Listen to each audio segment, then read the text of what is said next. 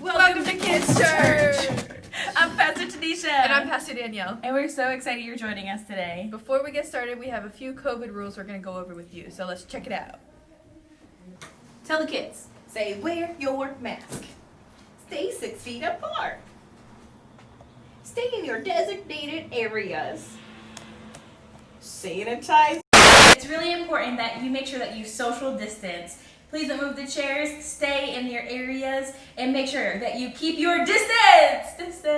Distance.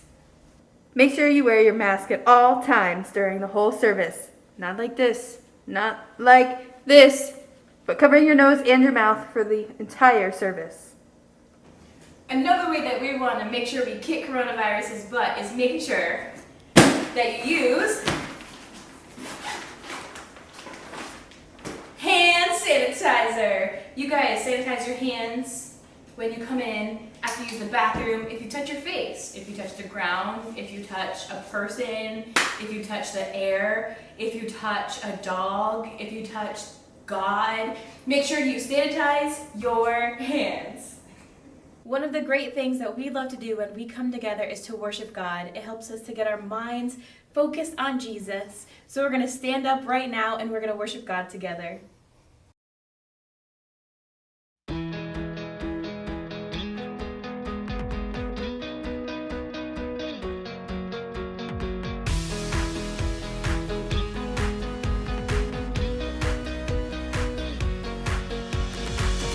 You love me, this I know. Your arms will never ever let me go. You'll be there by my side forever, together till the end of time.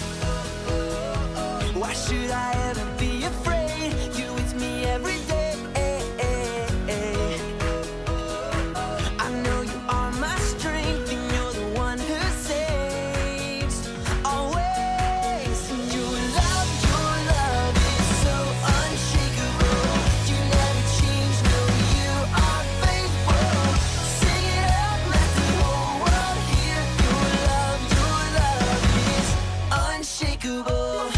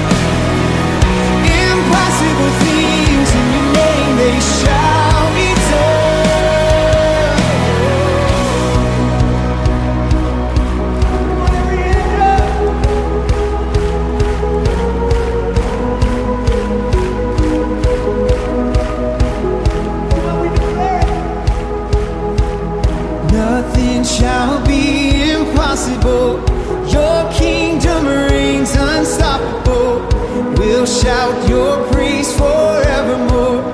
Jesus, our God, unstoppable. Nothing shall be impossible. Your kingdom reigns unstoppable. We'll shout your praise forevermore. Jesus, our God, unstoppable. Come on! Nothing shall be impossible. Your kingdom reigns unstoppable. We'll shout your praise forevermore. Jesus, our God, unstoppable. Nothing shall be impossible. Your kingdom reigns unstoppable. We'll shout your praise forevermore. Jesus, our God, unstoppable.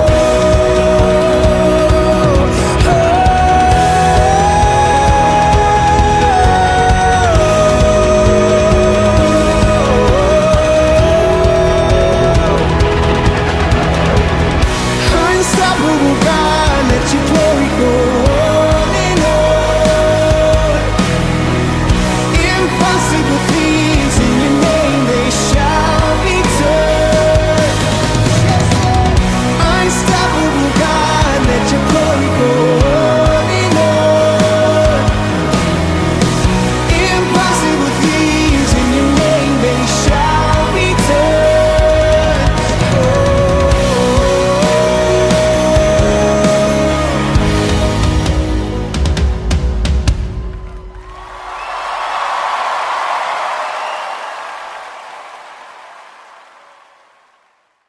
Wow, I love worshiping with you guys. Let's play a game. Alright, so the game we're going to play today is called Who Said It? We have 6 statements that I'm going to read to you, and you have to figure out who said it. Was it someone famous, or was it from the Bible? Now you guys are only going to get 10 seconds to decide who said it. And we're going to find out who is the smartest, most Bible knowledge person in this room or online. So you guys can type your answers online, or you can shout it out as loud as you can. Are you guys ready? If you got it, say got it. Here we go. Question number 1. The player's gonna play. The hater's gonna hate. Who said it? Is it Taylor Swift or the Bible? That one's tricky. I don't know. All right. Who said it, Pastor Danielle? Was it Taylor Swift or the Bible? Taylor Swift. No, not quite. It was. Oh wait, no. You're right. You're That right. was in the Bible. Anyways, can you guys say anyways? Question 2. Your promise revives me. It comforts me in all my troubles. Who said it? Is it the Jonas Brothers or the Bible? Your 10 seconds starts now.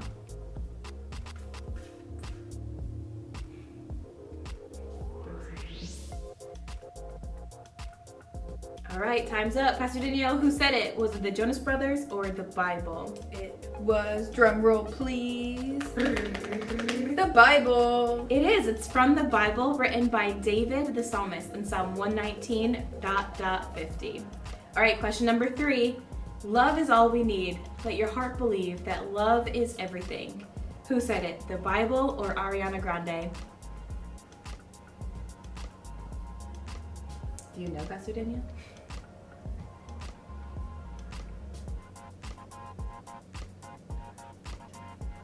All right. Who said it, Pastor Danielle? Love is all we need. Let your heart believe that love is everything. The Bible or Ariana Grande? Ooh, this one's tough. This one is real tough, but I think it's Ariana Grande. You're right. This is Ariana Grande from her Christmas song called Love is Everything. Not the worst quote we could find from Ariana Grande. All right, number 4. 3 things will last forever: faith, hope, and love, and the greatest of these is love.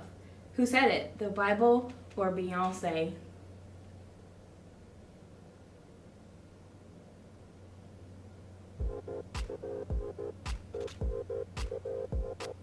All right.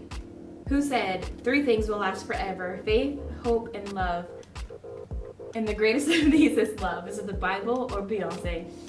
Well, Pastor Tanisha, I know how much you love Beyonce, but this quote is from the Bible. It is. It's from the Bible. It was written by Paul the Apostle in 1 Corinthians chapter 13, verse 13. All right, number 5. We're almost done. How are you guys doing? Who's getting it? All the answers right?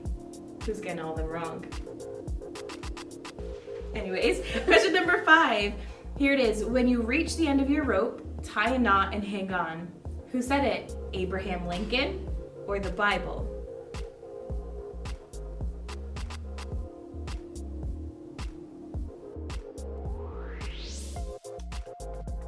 All right, time's up. Who said when you reach the end of your rope, tie a knot and hang on? Was it Abraham Lincoln or the Bible? Tell us, Pastor Dan. Abraham Lincoln. It was. Abraham Lincoln said that. Jesus asks us in the Bible to come to him when we're tired and worn out so he can give us rest. In Matthew 11:28. Last one. A man can die but once. Who said this? Paul the Apostle in the Bible or William Shakespeare the writer?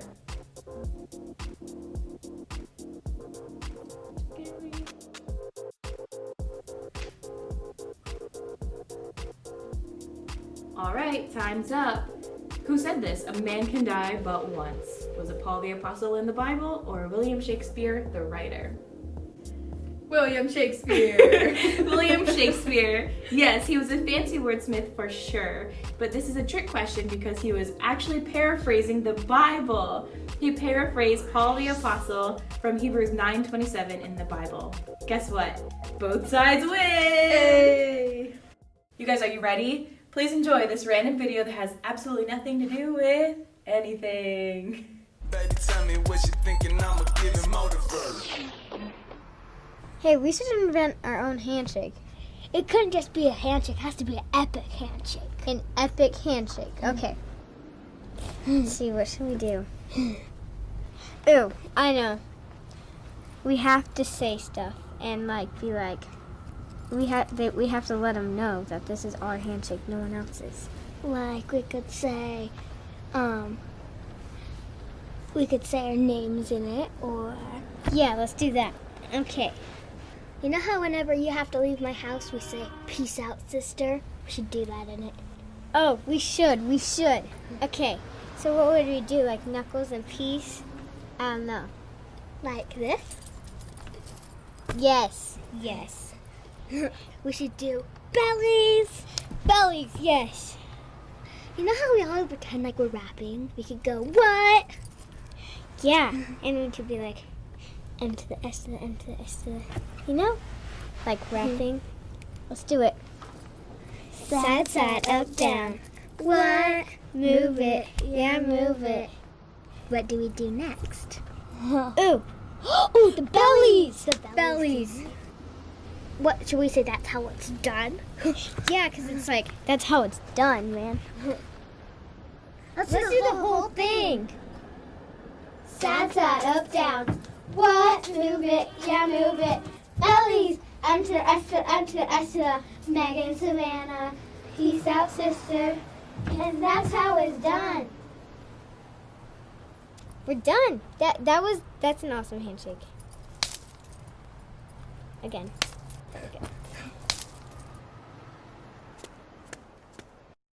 I've been having so much fun with you guys this morning, but now we're going to take a moment and hear from God's Word, the Bible. So let's pray together the 1, 2, 3, 4 way. Everyone goes 1, 2, 3, 4. God, I thank you that we get to come together and we get to worship you together, God. And whether we're in person or online, I'm thankful, God, that we have our church, that we can come together and we can just learn about you, God, and we can grow closer to you. And so I pray this morning that you would help us to learn more, God, about who you are, how much you love us, and would you help us to grow closer to you. In Jesus' name, and everyone said, amen. Well, let's check out this Bible story video together. This week on The Loop Show likes you. Bones, stingrays, and biblical proof. Hang on for the loop. 3, 2, 1. Liftoff. We have a liftoff.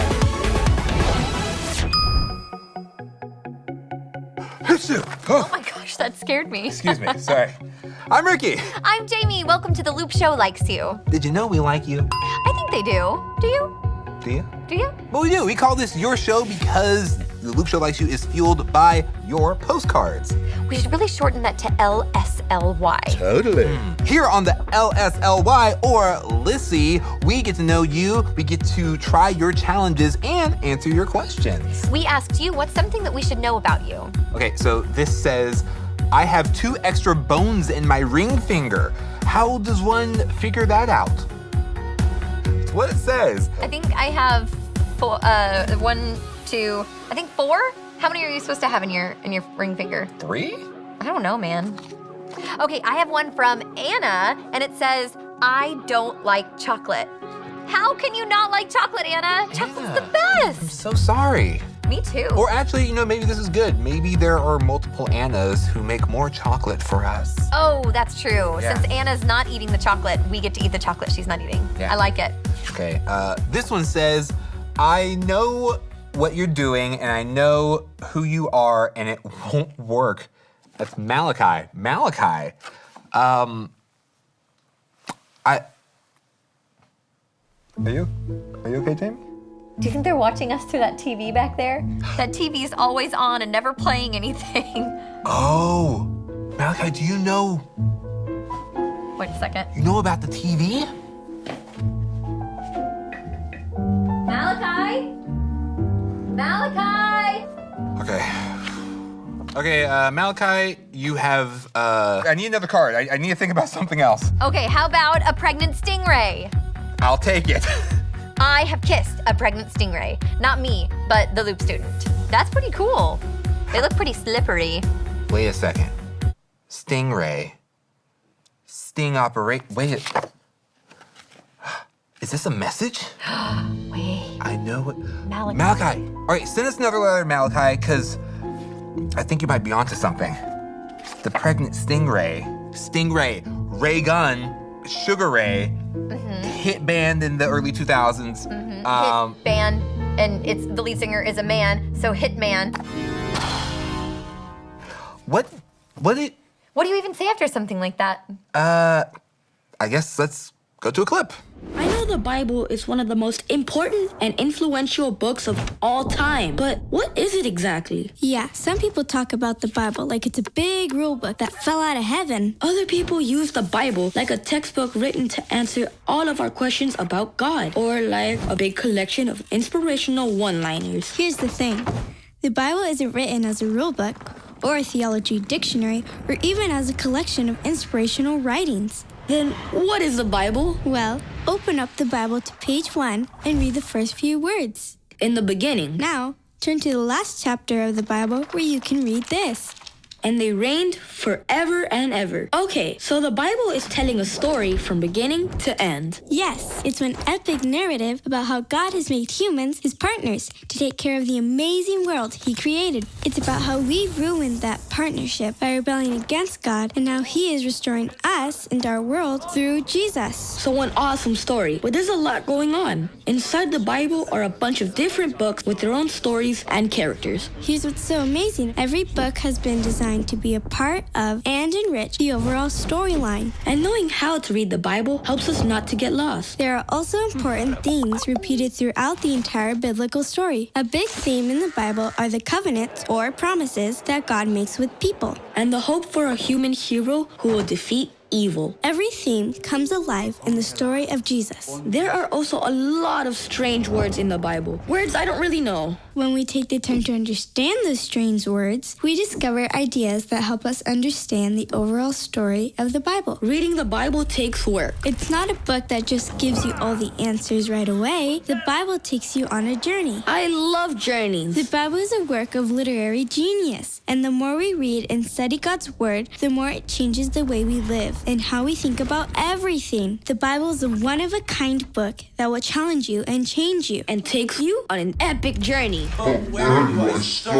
If you're wanting to start reading the Bible, you should probably start in one of these 4 books from the New Testament: Matthew, Mark, Luke, or John. They're all about Jesus' life, where he went, who he saw, what he did, miracles. Say I want to start in Luke. You're just gonna go over here to the books, scroll to which one you want, pick the chapter, you probably are going to want to start at the beginning of the chapter or else it might get a little confusing. But once you've read one of those, you can read the other 3, maybe read some more of the New Testament, some of the Old Testament. Don't worry, this isn't like a full-on Lord of the Rings, Harry Potter book. It's just like a short chapter book. And if you ever get to any confusing part, like this whole line of a family tree, Abraham was the father of Isaac, Obed was the father of Jesse, Jehoram was the father of Uzziah.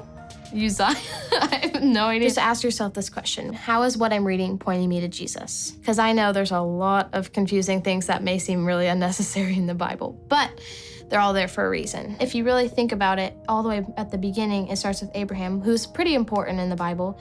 And if you scroll all the way down to Jesus, it kind of shows us he was human. He was a man. He had parents and he had grandparents and great-grandparents and great-great-grandparents. I don't know what these little 3 text bubbles are. So basically, it's just the tips button. It'll show you descriptions or definitions, or if it was in the Old Testament, just kind of a little helpful guide, if you will. All these words are in red, so you can tell that Jesus said them. The Bible can help guide you, give you perspective, and surprise you. The words of Jesus give you a solid foundation. Jamie, what's your favorite book of the Bible? I like the book of James. Number 1, because I think it's really cool that James is Jesus' brother. I just think that's awesome. Yeah, and you know how sometimes like you talk like your siblings? So sometimes when I'm reading the Bible, I also think that James is reflecting how Jesus talks too. I mean, I know we hear him in the Bible too, but it's just a different brotherly perspective. I've never looked at it that way. Yeah, so that's number 1. But the other reason that I really like it is because it's a really encouraging book, because James is writing to people who are going through a really hard time. So whenever I'm going through a hard time, it encourages me. That's nice. Yeah, how about you? I'd have to say the book of Romans, because it's basically a book that tells you like how to be a Christian and how great God's love is. And I really like it. Every time I read it, it feels like I'm finding something new and also something very convicting. So I like it. That's good. That's important to find things that are convicting too. Yeah. Love it. And as you can see, the Wheel of Cards is here today. Woo! So these are your challenges, and we're gonna spin the wheel and pick one and then complete it today. Now I'm a little nervous because one of those cards suggested that we throw our phones off the roof. What? That's intense. Is it on here? Only one way to find out. Spin that wheel! Spinning, spinning, spinning, spinning, spinning, spinning, spinning. Done. All right, this one? Okay, great. Oh no, I broke What have you done? Okay, it says blindfolded face painting challenge. Yay! Oh, okay. Thank you. Oh my. All right. Oh, look. Okay, so what we have to do is we have to face paint each other's faces with one of these lovely little designs. Looks like a vampire spider. It's not even just a spider, but it's a spider with teeth that look like a vampire. Yeah, and that looks like a vampire balloon. Okay. All right, so. I'm gonna be blindfolded and I'm gonna be painting it on his face. That's the plan. So I'm gonna take my glasses. Yes. Okay. Jimmy's memorizing her color palette. I am. I'm trying. Did the timer go? Oh, okay. No. Now? Did you say no? Did you say now? Time starts now. Okay, where's your face? Right there. All right, so do you guys want to guess what I'm doing, or do you want? Where's your eyebrow? Yeah, there it is. Okay, go around the eyebrow. Oh, was that too close to your eye? Okay, I think that this is green, and so I'm gonna do some grass. Wait, grass? Some grass. Okay, so I did some wings above. And now I need to do some wings below. Where's your nose? Found it. Okay, because there's the body. But I hope that's the red. Okay, because I need to really solidify the wings. Oh man, there's like a, oh, there it goes. There's like a trail, paint trail. Oh no. And then the other wing. Did I get the wing? We'll see. Okay, I'm not sure I have it. How do I look? Oh, I do. Oh, it looks like somebody squirted mustard and ketchup all over your face. Oh, good. Oh, how did I get on your ear? That's funny. How did it get, what? Oh, thank you. You want to take a look at what you look like? Yeah, sure. Oh, boy. Yes. Look at that. Okay, give me like 30 more seconds and it could have been clearly a butterfly. This is a statement. This was still really fun though, even though it's not quite a butterfly. Okay, Jamie, get ready. Okay, all right. That is definitely paint. It's actually scarier being on this side because you can see what they're doing. Okay, let's see. All right, great. All right, Okay. so, okay, good. Oh, using your hand as a, oh. So what we're gonna do, Jamie, is we're gonna make a happy little rainbow. Oh, This okay. rainbow is gonna be in the sky. It's gonna have a nice little, you know, God's promise. Into my mouth. God's promise and everything. It's Oh my gosh. it just got done raining. You know what else happens after rain? No. Rain, but you know what? I like rain because we get flowers. You always paint in a southern accent. Flowers get the water that they need. God provides. God provides. I'm assuming that's yellow because that's gonna be the sun.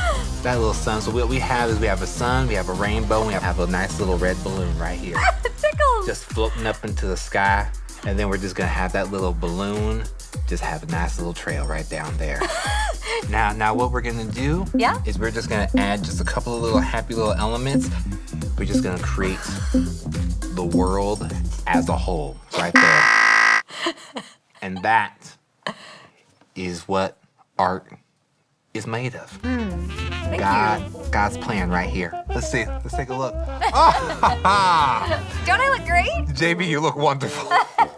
Let's take a look. Okay, this is actually much, like even with where I thought the colors were, this is way more difficult than it looks, especially when you are blindfolded. I think so too. But it's a ton of fun. Yeah, I really like it. I like the spirit of what I was going for.